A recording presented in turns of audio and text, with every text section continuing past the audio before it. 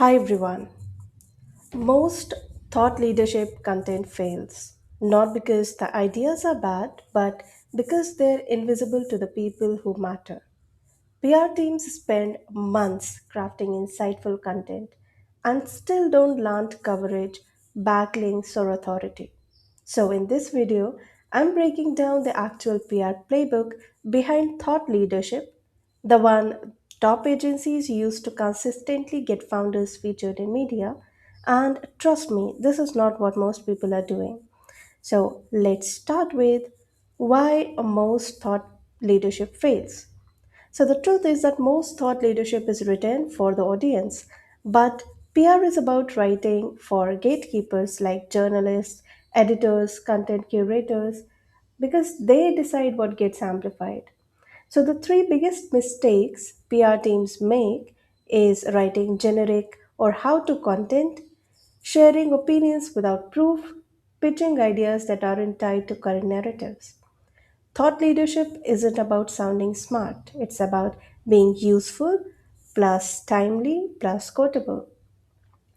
Let's understand and let's talk about the invisible filter that journalists use. Before anything gets published, journalists subconsciously ask, is this relevant right now? If your idea isn't tied to trends, news cycles, industry shifts, it's ignored. Second, is this backed by something real? Hot takes don't work anymore. The journalists want data, real examples, contrarian insights. Third is they ask and they see, can I code this easily? If your insight isn't sharp, specific, and punchy, it won't make the article. This is where most PR teams lose. They send paragraphs and journalists want sound bites. The hidden PR playbook. Now let's get into the actual system, which is um, talking about the playbook. So, step one is start with narrative mapping. Instead of asking what should we write, ask what conversations are already happening. Track your industry debates, emerging problems, contrarian viewpoints. For this, you can also use tools like Harrow, also known as Connectively, X threads on Twitter, LinkedIn comments, and journalist articles. Step two is to build proof backed opinions. So, the winning formula is contrarian take plus real world proof. For example, if I say something like AI is changing marketing, this is absolutely weak. When I talk about strong example, it is something that sounds like we reduce CAC by 32% using AI generated onboarding flows, but only after removing human personalization.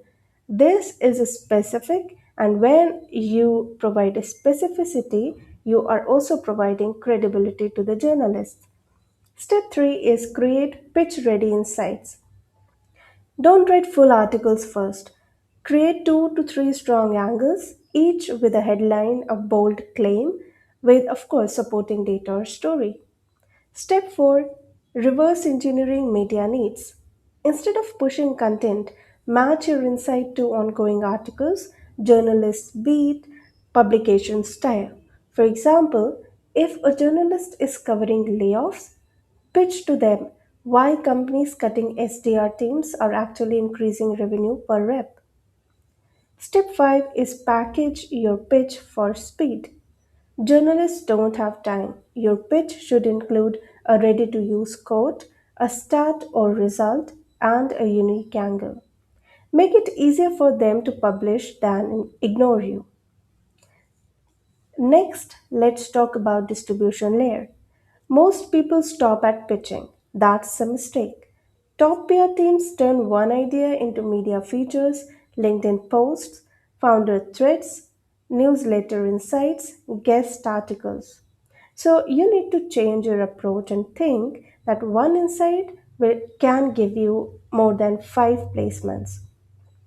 Repurposing framework is what you need to do that in order to um, get more placement with just one single insight where you pitch to journalists.